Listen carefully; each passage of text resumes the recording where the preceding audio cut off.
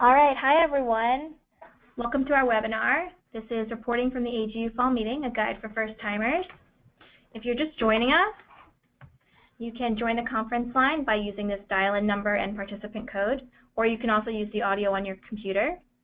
And if you have a question, please use the chat box. I know this says question box, but actually use the chat box on your right. It's the very bottom box. And please remember that if you're on the phone, to mute your computer speakers and to mute your phone when you're not talking. If you have any technical difficulties, just type them into the chat box, or you can email me here at that email address listed. And just so you know, we're recording this webinar. We're going to post it to the web for future reference, so you don't need to worry about taking notes. All right, let's get started. So thank you all for joining us today. So the goal of this webinar is to give you all as many tools as we can for covering the meeting, the AGU Fall Meeting for the first time. This meeting is huge. It's a behemoth. It's one of the largest scientific meetings in the world. It can be really overwhelming. So we've gathered here some veteran reporters to kind of give you an idea of how to prepare and what to do during the meeting, before the meeting, and after the meeting. So talking to you today, hi, I'm Lauren LaPuma. Joining me here is my colleague Nancy Bompi, and we run the AGU press office. So our job at Fall Meeting is to search through the many thousands of abstracts that are being presented and find ones that are newsworthy and interesting, and then promote them with a series of press conferences or press releases. We also run the whole press room at the meeting. And joining us today are John Amos and Julia Rosen, and I'll go ahead and let them introduce themselves. Yeah, okay, I'm Jonathan. I'm a senior science writer at the BBC in London. This is going to be my 13th AGU Fall Meeting on the trot, so I think I've got a pretty good idea of how it works. I hope so anyway. I'm a staffer on a big news organization, so I come at the meeting with a particular perspective. And I'm Julia Rosen. I'm a freelance journalist. I write for a lot of magazines like Science and Nature and High Country News, places like that. And yeah, so I'm going to talk a lot today about sort of the challenges of covering the meeting, or how you might want to approach it differently as a freelancer.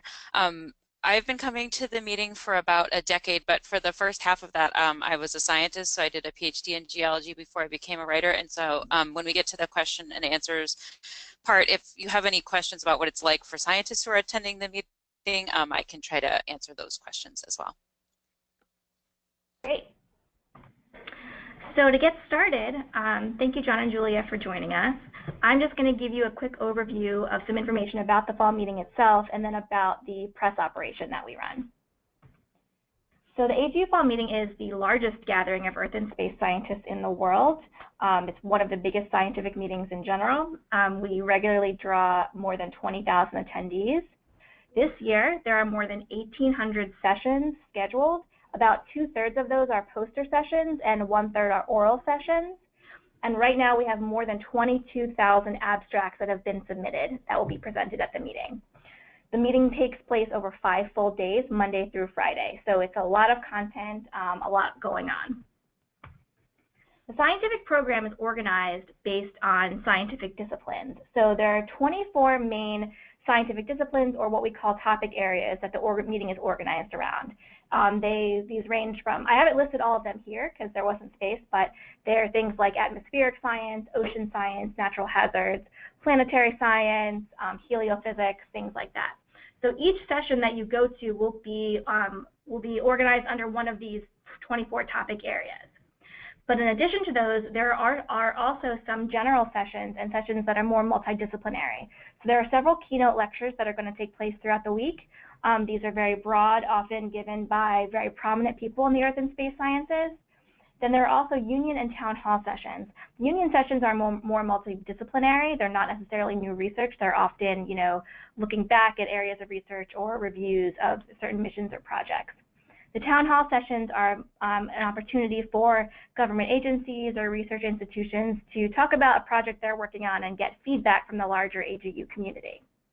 And then in addition to the scientific program, there's also sessions that are geared towards education, which is, educating students in Earth and space science, and also public affairs, which is communicating science outside of academia. So So looking at the program, the way it's scheduled, every day has the same schedule. All scientific sessions start at 8 a.m. and they end at 6 p.m. So there are 4 oral sessions every day. Each one of those is 2 hours, 2 in the morning, 2 in the afternoon. Then there's 1 poster session in the morning and 1 poster session in the afternoon. And those are longer than the oral sessions. They're 4 hours and 20 minutes. Then built into there's a couple breaks. There's a morning and afternoon break, and then there's also a long lunch break. And during lunch, that is when the keynote lectures take place and also some of the town hall lectures. The rest of the town hall lectures will take place after the program ends, starting at 6:15 in the evening. So it's a long day, there's a lot going on all at once, but this is generally how it's organized. So the press operation at the fall meeting is one of the biggest, and we generally draw at least more than 250 members of the media attend.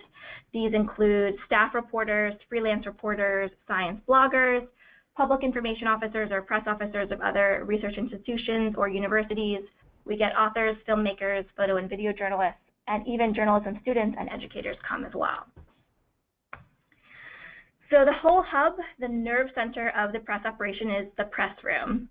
This is where you will go to check in when you first arrive at the meeting, and you'll pick up your green press ribbon. It's where myself and Nancy and the other press office staff will be located throughout the meeting. So this year we're doing things a little bit differently. We actually have 2 separate rooms. So the first one is the main press room, and that is where you will go check in, and that has space for you to eat, to work, and to mingle and network with your colleagues. But we also have this year a separate quiet room, or what we call the press workroom, which will have quiet workspace for you to kind of write your stories away from the hustle and bustle of the press room. Both rooms will have Wi-Fi, internet hard drops, computers, printers, phones, anything you'll need to write your story and file it. We'll also provide meals. So we'll have hot breakfast and lunch Monday through Thursday, and additional coffee breaks in the morning and afternoon. On Friday, we'll just have a continental breakfast and a coffee break mid-morning.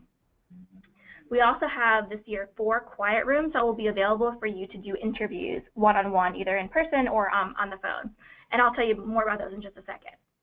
The hours for the press rooms are 7:30. The rooms open at 7:30 every morning. Monday through Thursday, they close at 6:30, and Friday, they close at 2.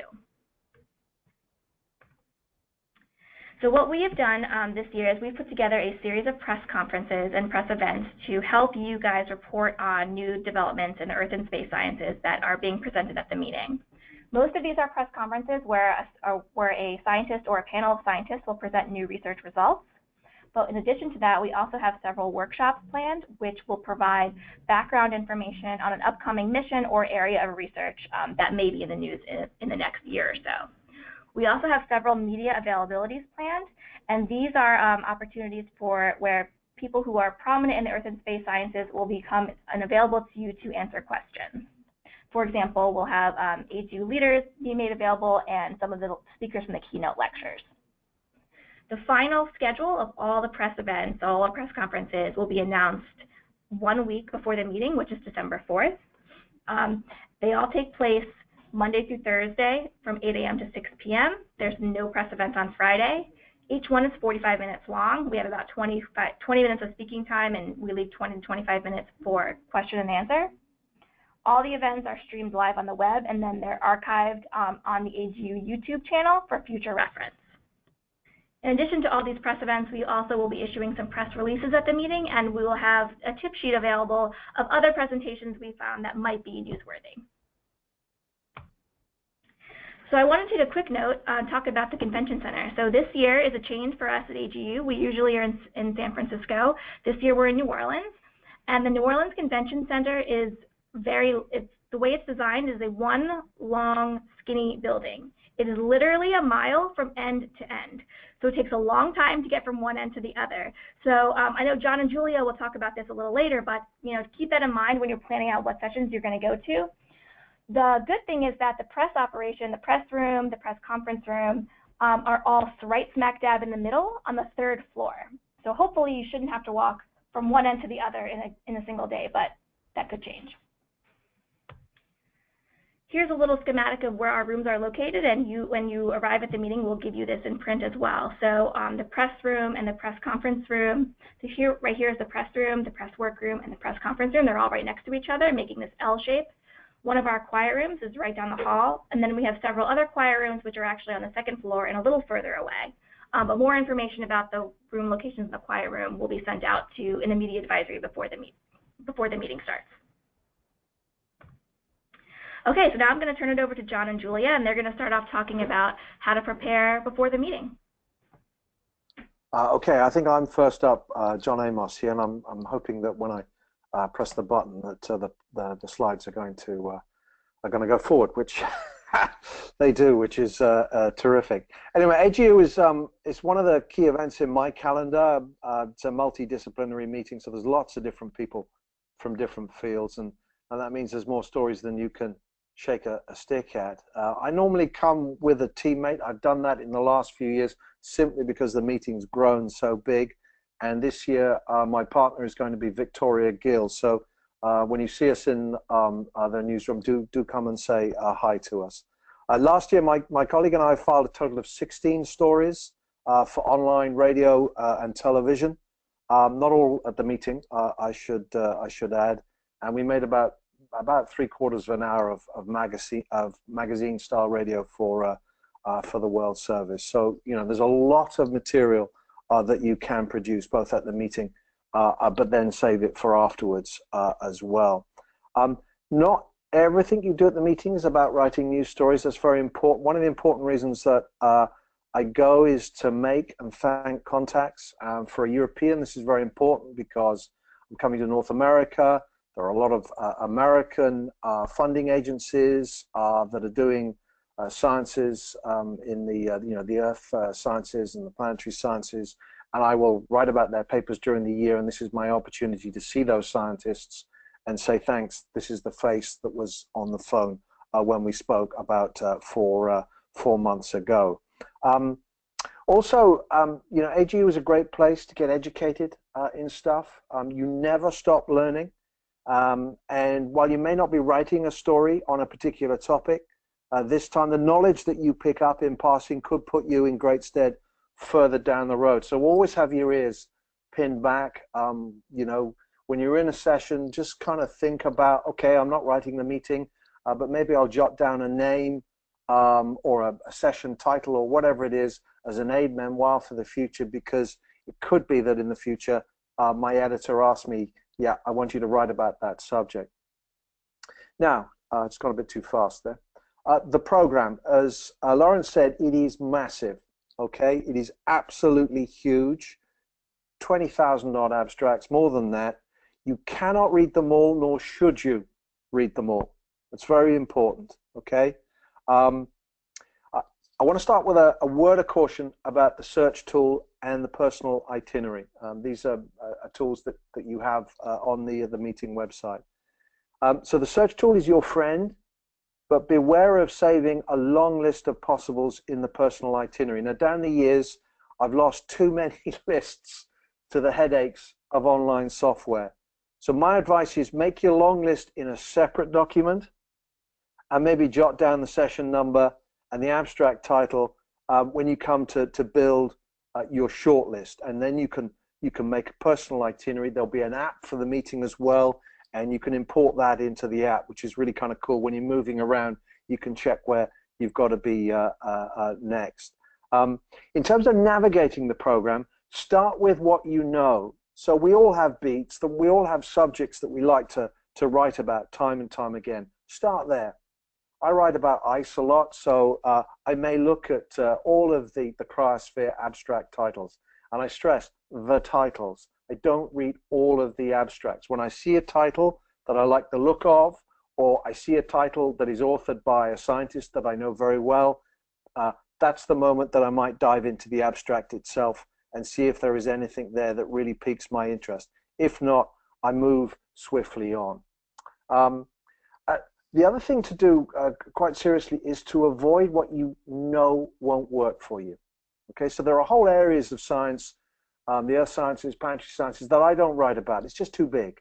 And I don't waste my time delving through those abstracts to look for stuff. I give you a classic example. I will avoid the education section. How they teach geology to middle school pupils in the United States is not going to make a story for me back in the United Kingdom in Europe. So I'm not even going to bother looking at those. There's too many other abstracts for me to worry about, to think about those types of sessions. And then finally, this idea of the blind search. Yes, you will put into the search tool, obvious words that you're trying to find, news stories that you've been following, and all the rest of it.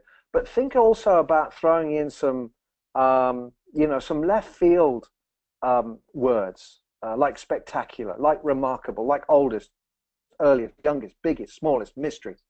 Because quite often they'll throw up something unusual. I kind of do this towards the end of my trawl of the abstracts. Just to give you an example of 3 stories there down below that have yielded some of the best reporting that I've done at the meeting down the years. We've got a fantastic story about Alcatraz and the escapees, the Clint Eastwood film, if you've ever seen it. That was a story about the movement of water in San Francisco Bay, but it had a word spectacular in the abstract, and that's why I picked it up. Also Sumatra as well, this extraordinary record of tsunamis going back through the centuries that give us an idea of the recurrence rate of the 2004 Boxing Day tsunami. Again, that was picked up on a keyword of spectacular. And throw some biological terms in there. Yes, it's a physical sciences meeting, but there is some life sciences there too. You might not think so, but there is, and that can also throw something. I throw a few animal terms in there. Elephant, and it brought up this amazing story about how elephants communicate over long distances by putting vibrations through the ground. So there are many ways to approach it, and just kind of hold your nose and dive in and see what you come out with. You won't gather everything, you won't see everything, but I think you'll find a lot, and a lot that's worth doing. Julia. Okay, that's all great advice, and as all of you who go this year will see, Jonathan is amazing to watch during the meeting. He's very organized and incredibly prolific, and I often come at the meeting much less prepared, so I'll talk about that in a second. But first, I just kind of wanted to explain, or to just sort of bring up the point that as a freelancer, you often need a different strategy than staffers.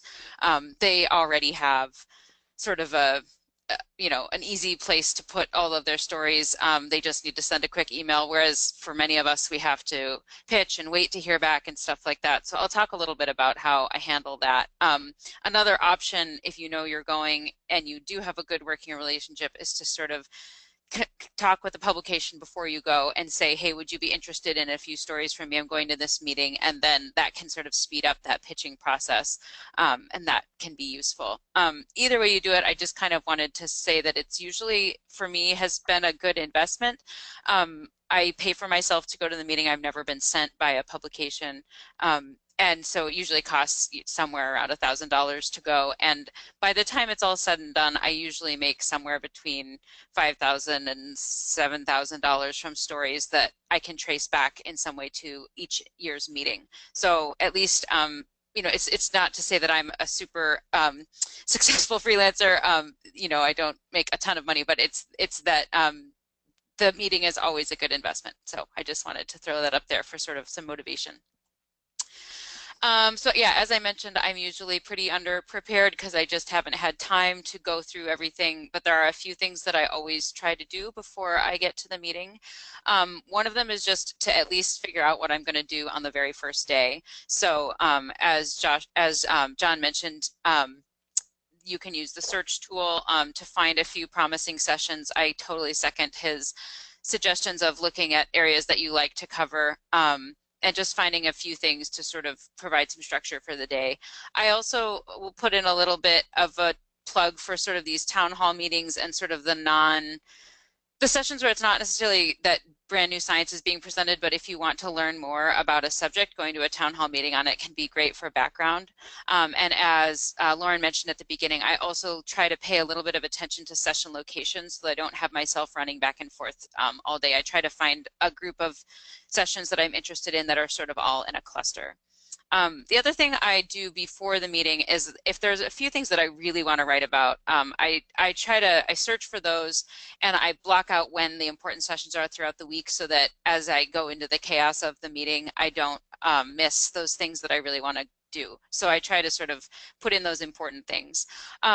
And the last thing that I always do before the meeting is if I'm already working on other stories, and as a freelancer, I always have many stories going on at the same time, I'll see if any of my sources for those stories are at the meeting, and it's a great opportunity to meet up and you know, have a little follow-up interview or just have a face-to-face interaction, which is always really nice. Yeah, and John alluded to this too. One of the real challenges of this meeting is figuring out how to spend your time as well as you can.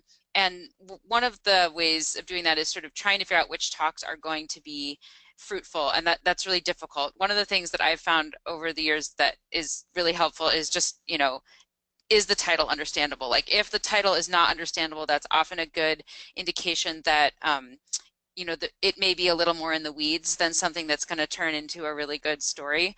That's the first litmus test. The other is if I like the title and I click on the abstract, does it give some sense of the bigger picture context? Again, that just gives you some sense that the researcher sort of is going to do some of the legwork for you and explaining to you why this is really important, if it's not an area where you already know that because you have some expertise in it.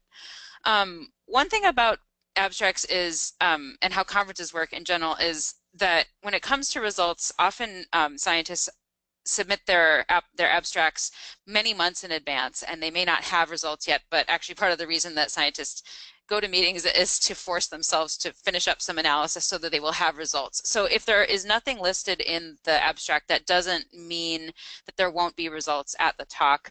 You can't bank on it, but it's not a red flag. If there are results, that's great, but you should always check that the paper hasn't already come out yet. I've definitely had many situations where I've been sitting in a talk and I'm so excited about it and I think this is going to be a great story, and then at the end they're like, and our paper came out in Nature last month, and that, you know, is kind of makes it a non-story for a freelancer. So just a word of caution about that.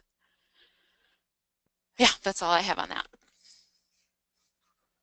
Okay. Okay, great. So, yeah, John, go ahead and take it away. And actually, before Julia, one thing to add. Yeah, so for AGU, our abstracts are actually due back in August. So yeah, scientists have submitted them, you know, way back in the summer. So there's a good chance. There's many of them that don't have results in the actual abstract, but they do when they actually present. Okay, on we go. Right, yes. Now, Julia says that I'm super organized. The truth is I'm super shambolic, actually. I just look that way on the surface. But the meeting, yeah, it can be terrifying. It's huge. I remember my first AGU meeting. I was like a rabbit in the headlights on Monday morning. I had no idea what to do or even where to start. So if you feel like that on the Monday morning, I'll give you a hug and you can proceed from there. The convention center in San Francisco, which we're normally in, is very big. It's spread over several sites. And although I haven't been to New Orleans, as Lauren was saying, it's kind of long and thin, but it's still very, very big. So it is worth your while just spending a little bit of time working out the layout, trying to understand where everything is. Because although you're not actually going into battle, you're going to have to approach it as a kind of battle. You've got to understand what you can do, what you can achieve. Do dress in a way that makes your life easy. So comfortable shoes are an absolute must. I had a really painful pair one year and I paid for it because sometimes you end up running, trying to get from one room to the next. But formulate a realistic plan. This is very important. You'll realize pretty soon that you're not Hermione Granger. You know, you won't have one of those time turner devices that allows you to be in 2 magic classes at once. Not least because the 2 sessions that you may want to see are half a mile apart, literally. So you need to work that out, especially if you're arranging to meet somebody and they may expect to see you at a particular time. If you're at the far end of the convention center, it could spell trouble for you. So just think about it. Really is important to understand the layout. But make the meeting work for you if you possibly can.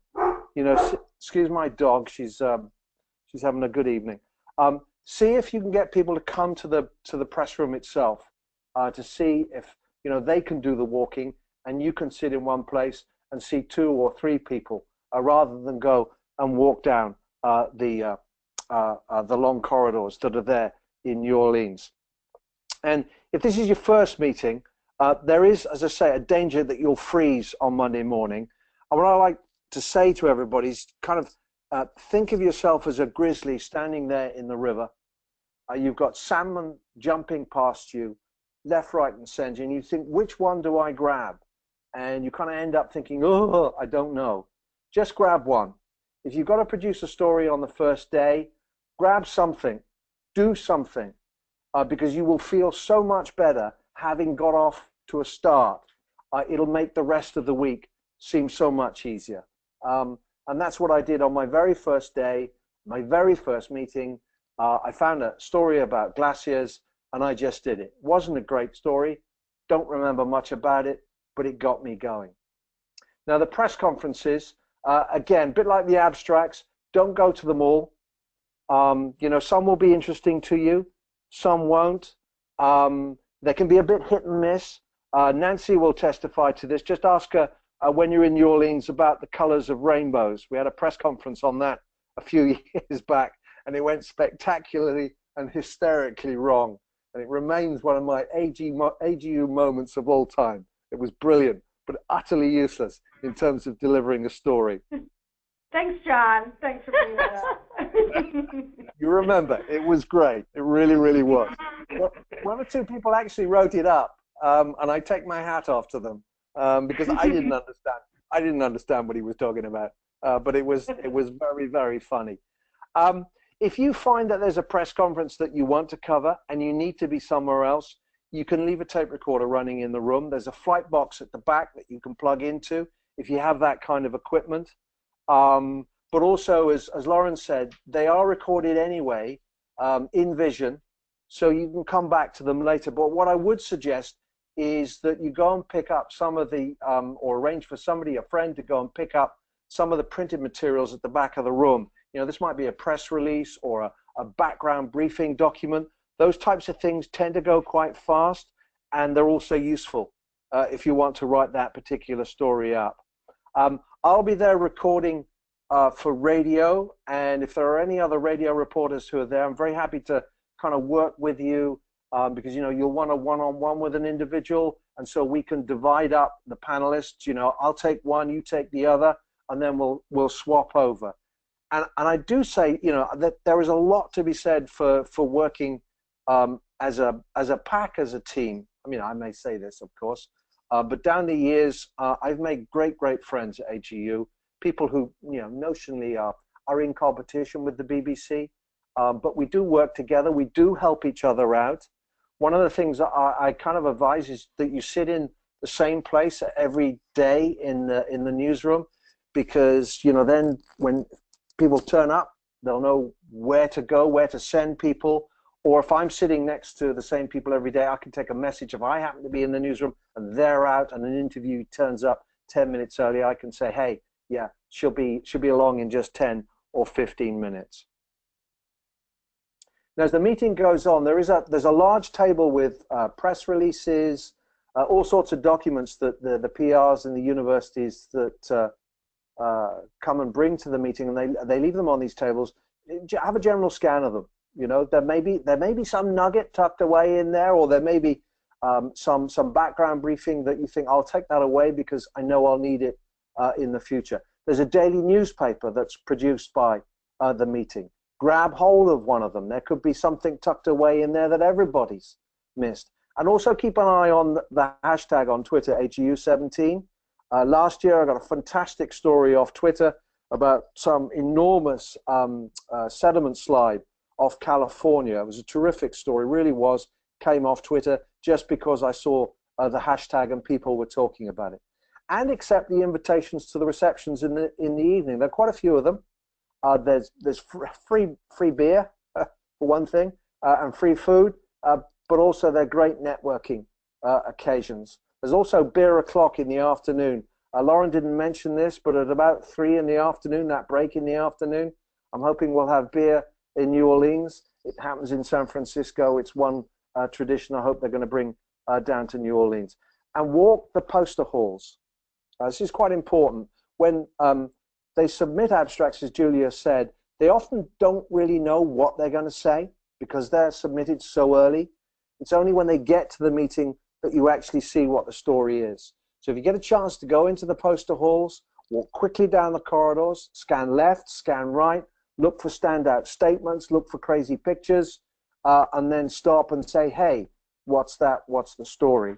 But do take business cards with you, because scientists have the infuriating habit of putting their poster up and then walking off to go and talk to somebody else. They're not standing there. I can understand that. But then you can put your business card on the board and say, look, I like the look of this. Can we talk more?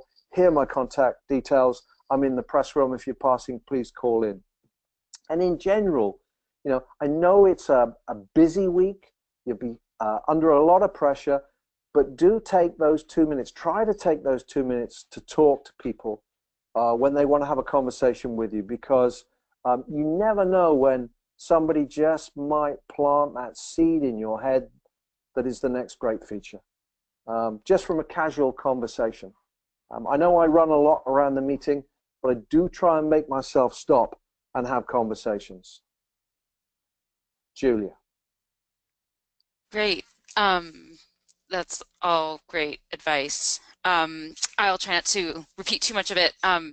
So yeah, as I said, and as John has explained, it can be really chaotic, and there's so much happening, and you're just sort of trying to keep up with it all. So what I have ended up doing, for better or for worse over the last few years, is every night before I go to bed, I kind of do the same thing I did before the first day, which is I just make sure that I have at least, I don't know, 3 or 4 things that look somewhat promising for the next day, and to just sort of give me a scaffolding around which to structure my day.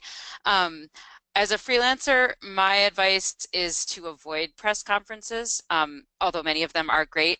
If you don't already have an assignment to cover them, it's really, really hard to get a story out of them. I mean, I have sat in press conferences before, and I've watched staff writers write their stories as the press conference is still going on, and then file it 5 minutes after it's done. And as a freelancer, like, I haven't even pitched it yet.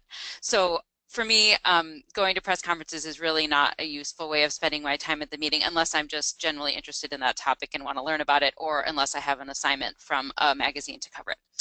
So that's just my feelings as a freelancer on press conferences. The rest of the day, I start with that loose scaffolding, and I sort of I let my plans change, and I just sort of follow my interests. On a practical level, when you register and get to the meeting, you'll get this book, which is like a small phone book, and you wouldn't want to carry it around every day, but it does have the names and the locations and the times of the sessions. And so I just rip out the pages for each day, so it's just 4 or 5 pages, and I carry it in my bag, which helps me sort of go on the fly and change my plans. I also pick up a copy of that newspaper, which Jonathan mentioned, which actually has the names of the individual talks. And Jonathan already sort of alluded to the anxiety that you can feel about how much is happening, and I think you just have to sort of resign yourself to the fact that you're going to miss many things, but you're also going to find good things. So just don't try as much as possible not to worry about the fact that you may not go to everything that sounds cool. You'll hear about something and realize it was 2 days ago, but that's fine. There's so much stuff there that you definitely will find lots of good stories. And I totally second the suggestion of going to the poster hall. The poster hall has been very, very fruitful for me as a freelancer, because you can talk to the scientists right there, which is great, so they can really give you a sense of the context in the bigger picture and why this might be a bigger story than it at first seems. Posters often, when scientists apply to a session, they can say whether they want a poster or a talk, but in general, the talks tend to be science that's a little bit further along, and posters tend to be science that's a little bit more preliminary. And again, as a freelancer looking for feature ideas, that's great, because now I have an idea about a really cool project that maybe isn't going to be ready for prime time for 4 or 5 months, but that's enough lead time for me to actually pitch a feature and come up with a good story. So the poster hall is really overwhelming, but it's definitely worth wandering around and chatting with people. Oops. Let's see. Oop. Uh, the other thing about managing time is that conference talks are very hit and miss, and this is true even for scientists who are going to learn about things that they work on. Sometimes people just, their experiment didn't work out and their results aren't very interesting, or their talk is just kind of confusing. And for me personally, people probably have different strategies on this, but I don't make myself stay. If I'm at a talk and I'm not getting anything out of it, I leave. I try to hang in the back of the room so that I'm not disturbing people and I'm very quiet and polite, but I don't make myself stay to the end of a talk that I know is not going to turn into a story. And I guess I would sort of, I feel like that's been a good strategy for me because there is so much good stuff that I don't need to spend my time on something that I know isn't going to work out. That said, before I leave, I always do check what's up next in the session because I've sometimes had the situation where I've gone for a talk that's turned out to be kind of a dud, but the next talk, which I hadn't even been on my radar, turns out to be actually super interesting. So before you leave, just see if it might be worth hanging around. And then also if you do bop out, just check out what's happening in the next room. I think part of the fun of these conferences is you kind of never know what you're going to find, and so it's good to just maximize the number of things that come across your radar to see if any of them might be of interest. I wanted to talk a bit about what is fair game because this is something that me and a lot of other journalists have discovered. It can be really problematic, which is that scientists are sometimes confused about whether journalists are allowed to cover research that's unpublished research that's presented at conferences. And AGU, the rules are that I mean, it is open to the press, and anything that is presented publicly, we are allowed to cover. However, embargo policy at some of the big publications like Nature and Cell, they do have language in there that says, if you want to publish with us or if you have a paper in review with us, you are not allowed to seek media attention for that research until the paper comes out. And so that puts scientists often in kind of a difficult position where they feel like they might be jeopardizing their shot at getting a big publication by talking to the press.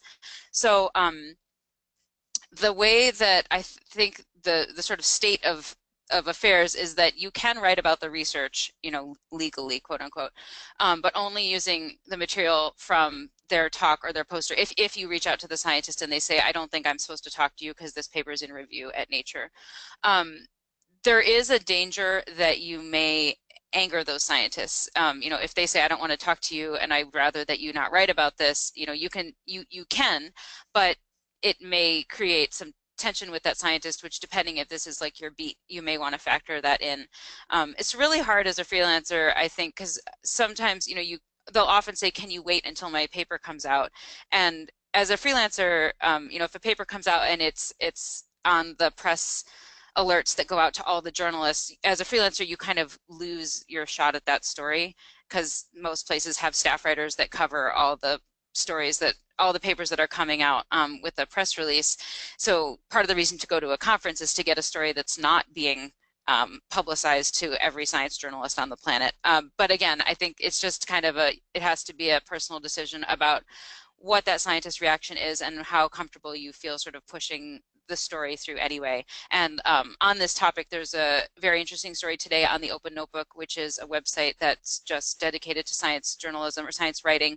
And it's a very thorough discussion of this exact issue of when scientists don't want you to cover their research at meetings. So I'd refer you there for more on that. The other thing I wanted to say is that as a freelancer, there are pros and cons of spending your time during the meeting writing versus spending your time looking for story ideas. So obviously the pros of writing at the meeting is that you cover your costs while you're there. The cons are that you miss lots of other things because you're in the press room writing. So for me, again, I mentioned earlier, people don't usually pay for me to go, so I'm paying my own way.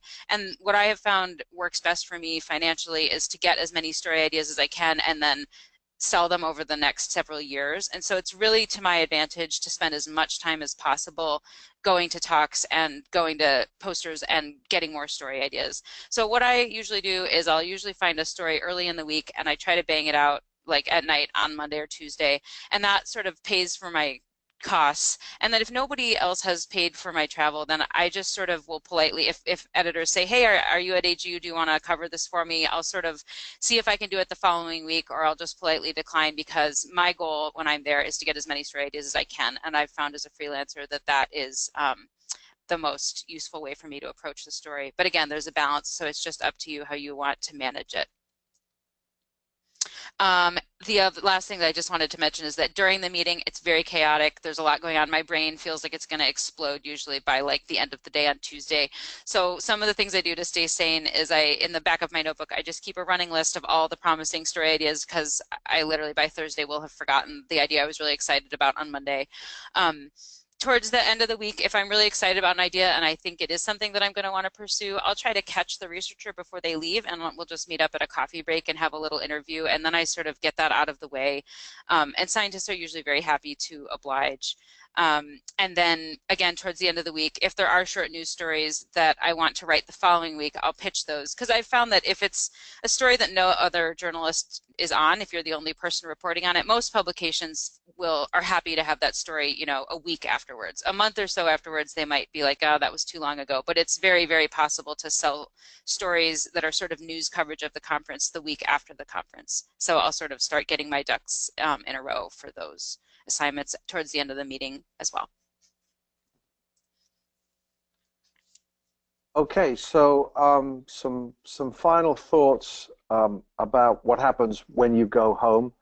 You've got to realize that you can't do everything at the meeting. It's simply not possible. It's inevitable that you're going to drop stuff as the week goes on. Don't feel bad about that. You know, either the story was no good, or you lost Hermione's time turner and you couldn't make the session. It's worth going back after the meeting, though, to see if it's worth picking up the idea and carrying on with it. I always have a review after the meeting, not just of my tier 1 ideas that lost out during the week, but some of my, you know, my tier 2, my tier 3 ideas as well, because perhaps they could still work with a bit more research. And of course, there is stuff that you never planned to write up at the meeting. You'll have that. These are the kind of tasty nuts saved for later. These could be future events. For example, I know of several space missions that are launching next year, so the meeting will have been an opportunity for me to get a one-on-one briefing with the principal investigators behind those missions. Just a word about the journal embargoes as well that Julia mentioned there. She's absolutely right. What they say publicly can be reported. There's no doubt about that. You may decide, however, and this has happened to me in the past, that it is better to wait, because you'll get a bigger, fuller story than you would at the time. But if that is the decision that you make, maybe you ask them, listen, can I have a briefing now with you? Can we sit down and talk about it under embargo, so that I have the inside track when the story comes out? I know to look out for it. You know, I am interested in it, so here's my contact details. Will you give me a nudge when you know it is coming out, so that you can factor that into your schedule? I've done that many times at meetings, and it's enabled me to pick up on stuff later in the year, stories that I wanted to do, but if I hadn't had that initial conversation with the researcher, then I might have missed it, because I'd booked myself on some other assignment that took me out of the office and away from being able to report on a topic that I thought was very, very interesting. I record everything, keep everything, and that goes for my meeting planner as well. You never know when a name or a topic is going to crop up in the future, and you still have the abstract from 3 years ago. You know, you didn't write a story on it back then, but then your editor says, oh, I'm interested in this topic because it's in the news. Can you write something? And because you have that archived material, you have an instant primer in the abstract, and you also have a name of a first contact in the author, or maybe more contacts in that, because quite a few of the abstracts will have several authors. So, you know, it could be anything from peak oil to geoengineering, whatever. You never know when you might find that information useful. Just hang on to what you collect to during the meeting. And I'm always thinking about next year. I'm kind of lucky because at the BBC, they seem to like what I do at AGU, so they keep sending me back. And that means that from about sort of September onwards, I'm hassling scientists and research agencies say, you know, what have you got at AGU this year? Because a lot of these research agencies, this is their shop window. This is what they use. Because it's such a big meeting, because everybody goes to it, this is where some of the big results or early results are presented. So I guess what I'm saying is that AGU is kind of a year-round effort. It's not just about that 1 week in December, or even, you know, 2 weeks, the week before and the week of the event itself. It'll turn into, if you can make it work for you, it'll turn into a year-round event where you have stories that sustain you through the year, but also it's something that you can work towards when you enter the fall and start thinking about December. And I think that's me. Yeah, so Julia. I'll just sort of, yeah, echo some of those ideas. As soon as I get back, sometimes actually on the plane ride home or Monday morning after the meeting, I'll finalize that list of story ideas and I'll fold it into my running master list that I use, you know, as a freelancer. And for me, those stories usually fall into three categories, which are these short, newsy stories that I feel like I can sell really in the week after the meeting. Seeds for feature ideas that I want to pursue, and then kind of these vague ideas that are now on my radar, but I'm not really sure that there's a story there yet. So what I like to do after the meeting is I pitch those quick news ideas, and then I start researching these feature ideas and seeing if any of those vague ideas can be turned into stories. The other thing I do right away is I enter my expense data and I file my receipts, because as a freelancer, again, that's really important. I also just wanted to come back to this, what I mentioned at the beginning, that every meeting, the consequences of that meeting will play out for several years. And so I had one story, I think this was the record, but I had a story that I found literally by sticking my head into a room as I walked by, because the session was on dark data. And I was like, what's dark data? That sounds interesting. It's on data that isn't digitized. And I just happened to hear somebody talk about how NASA had lost all of this data from the Apollo missions. And that ended up turning into a feature for Discover that came out, I think, 2.5 years later. So it's, be patient, I guess, is what I'm trying to say. A lot of these stories, especially the features, have a long, they're very evergreen. They're not going to expire, and you can continue to use what you get from this conference for a long time. The other thing, which I think Jonathan alluded to, is that just by exposing yourself to so many new ideas, another story will come across your desk in the future, and you'll realize that you have all of this interesting perspective on it because you went to some talks at AGU that relate to it.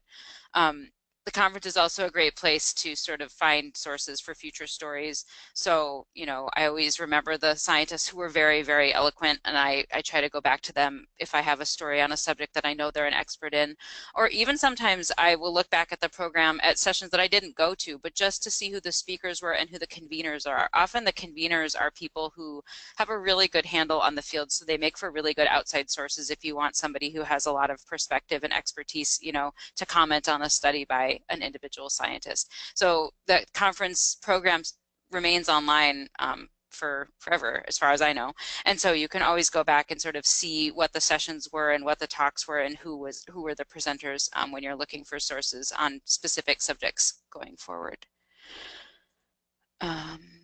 Oh yeah, and I just wanted to mention here that the Open Notebook, as I mentioned, it's a website that's just about science writing, and they've got at least 4 stories here uncovering scientific meetings. They're really, really helpful. So full disclosure, I was a fellow there, so I do have a connection to them, but they're great, and so I would just point you to these for more information if you want to just get yourself as ready as possible. These are not specific to AGU, obviously.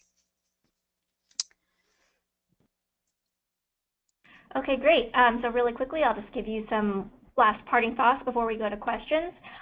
Everything that I've talked about here, any other information you'll need about the meeting can be found on the Fall Meeting Media Center website. There's the link right there at the top. Anything related to registration, housing, which actually closes tomorrow, some field trips that we're doing, tools that we have online for reporters to connect with experts at the meeting in a specific topic area, all of our media advisories, press releases, and we will have a place called the Virtual Press Room where we will upload all the slides from all of the press conferences and all the speakers.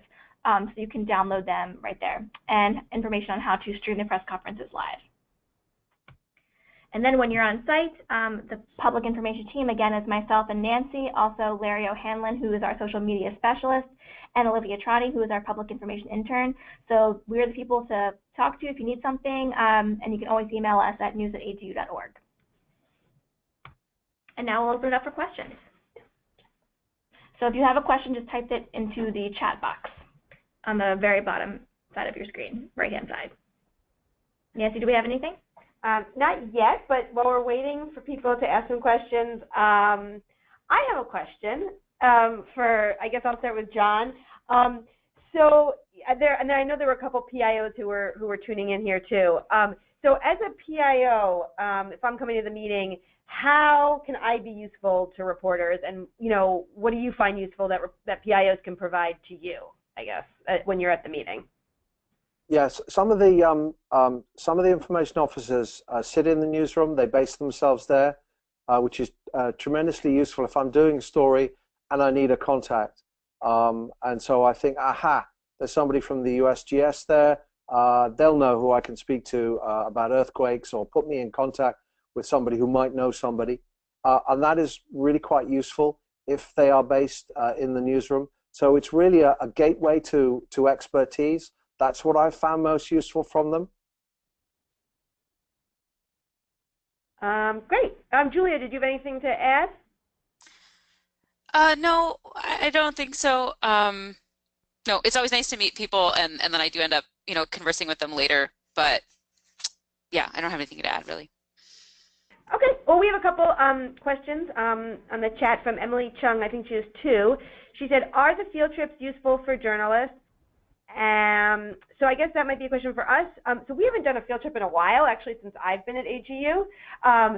So I hope that they will be useful. The one that we're doing this year in New Orleans, we're working with local folks there to look at some local stuff about how people in New Orleans are adapting to living with the threat of rising sea levels and flooding. So, this is stuff, I think it'll be great to really talk to people who are local, some local projects that are going on. I mean, this is stuff that has not, to my knowledge, gotten wide, media coverage. So I hope it'll be useful to journalists, kind of a local story. But I don't know, John, did you ever go on any of the field trips, I guess, in the past at the meetings? Yeah, I went on an earthquake field trip around San Francisco Bay, and the feature I wrote from that earned me an award for the UK Science Writer of the Year. Well, there you go. There you go. Yeah, and I know, so we're doing one on Sunday afternoon with a program that we have called the Thriving Earth Exchange, but they work with local communities, scientists who partner with local communities, and this one is obviously in New Orleans. So we'll be going with scientists and meeting with people in the local community and scientists about, that issue. But LSU is also hosting a field trip on Thursday afternoon, and this is all in the media advisories, and that is with the Louisiana State, I think, climate climatologist. So, it'd be good to just meet him, and he'll take you to some places too. So if you have time, I think it's good to check out. We're also having a happy hour after that press field trip on Sunday evening at 5. So even if you're not going on the field trip, please come to the happy hour. It's a place called Lucy's Retired Surfer Bar, but you can meet, mingle, hang out. You don't have to sign up, just show up, 5 o'clock. It's all in the media advisory too. And then, and second question was, is there always a place to plug audio equipment in? So maybe, John, can you talk to that at all, I guess, about, I know in press conferences we do. Yes, so at the back of the hall, there's usually one of those flight boxes that has, do you call them SLR plugs? I can't remember. Anyway, it's those little 3-pin male or female plugs that then go to a jack in your recording machine.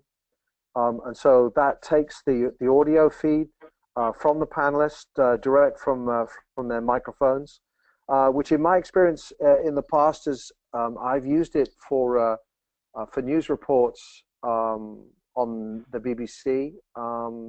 It's pretty good sound, but then I've also quite often followed up with a direct one-on-one interview because obviously there's some questions that you may have that you want to ask, and we'll elicit an answer that a type of answer that you will find more easy to use in a short radio report. So I'm quite keen to see where we'll do those recordings this year, those one-on-one interviews, quickies after the press conferences, because in the past at San Francisco there was a kind of sneaky place around the back of the press conference room that we used, which was quite good, and we'll have to see what we have in New Orleans. Yeah, well, hopefully, there is one of those quiet rooms, and it's an actual physical room pretty close to the press conference room, so we can try to leave that open after the press conferences, maybe just for radio reporters who need a quiet space. And like Laura mentioned, we'll have that workroom. And also, I wanted to mention, Emily, if you're doing specifically some audio recording and need to record in any of the sessions, we technically don't allow recording in the sessions, but email me and we can try to figure it out. If you do need we have made special arrangements for, if there's some documentary crews or things like that, or audio crews. So email me and maybe if you need something special, we can try to work it out. And just to mention about plugs and stuff, we do have in those smaller quiet rooms, those should be pretty soundproof. They're like individual rooms, like kind of, I think, away from stuff. So if you have time to get down there. And then we have internet hard drops, which can be useful if you're doing, I don't know, I know John has done some like Skype, for TV and things, but those are internet. We have Wi-Fi for the press that's dedicated, but there'll also be, hard drops in that press workroom and some of the quiet rooms. So that should be, related. But okay, here's a question for Julia. Julia, can you speak to your experience about being a former scientist who is now covering the meeting? Sure. I'm not sure. I guess just generally, it's a very different experience covering the meeting as a journalist. It's kind of interesting when you're there as a scientist. You really just go to the sessions that are of interest to, that are relevant to your research. So in some ways it's much easier to manage the meeting because you pretty much often end up sitting in the same room all day, because all the, I worked on ice cores, so all the ice core people would be kind of at the same sessions. Whereas as a journalist, really everything is fair game. And so it's much harder to figure out how to spend your time. But I'm not sure. Are there specific questions that you have around like what it's like for scientists, or? Well, this came from the chat. So that was from Janessa Duncombe. So if you have any follow-up, please put it in the chat. And in the meantime, we have one more question from Emily. She asks, also, do you recommend going for the entire conference? John or Julia, do you guys have anything? Yeah, okay, well, it kind of depends what you're trying to get out of the meeting. So, for instance, it's my experience that the press conference, if you do press conferences, because I'll be covering some of those, they tend to be front-loaded. Some of the best ones tend to be, Monday, Tuesday, something like that. But, like I said, I write about ICE, the cryosphere. They have the graveyard slot this year, which they sometimes quite often do. And that is that a lot of their sessions are on Friday afternoon. So what do you do? Mm-hmm. Yeah, I've usually come for the majority of the week. Sometimes I've left Thursday night or Friday morning. I find that it's actually feels a little less stressful to me to go for the whole week, because if you need to take a little break midweek, there's always more, and it does offer the opportunity to try to connect with researchers, do a little bit of follow-up. You can sort of use the time a little bit more flexibly than if you're just there for like 2 days and then the pressure of finding stuff is amplified in some ways. I guess that's my feeling. Great. Yeah, great. And oh, by the way, John, yes, there will be beer. Don't worry. Good. Well, I think that's our time right now. So thank you, everyone, for attending. Thank you, John and Julia, so much for giving us all of your insights into this. Again, go to the Fall Meeting Media Center, and we will be posting this recorded webinar up there for future reference. And if you have any questions, please feel free to reach out to me and Lauren. You know, we're here to help you guys cover the meeting, and if you're a PIO, to, you know, just make it a good experience. So let us know what we can help you or do for you. Please just email us, give us a call, and we'll see you guys in New Orleans. See you in New Orleans.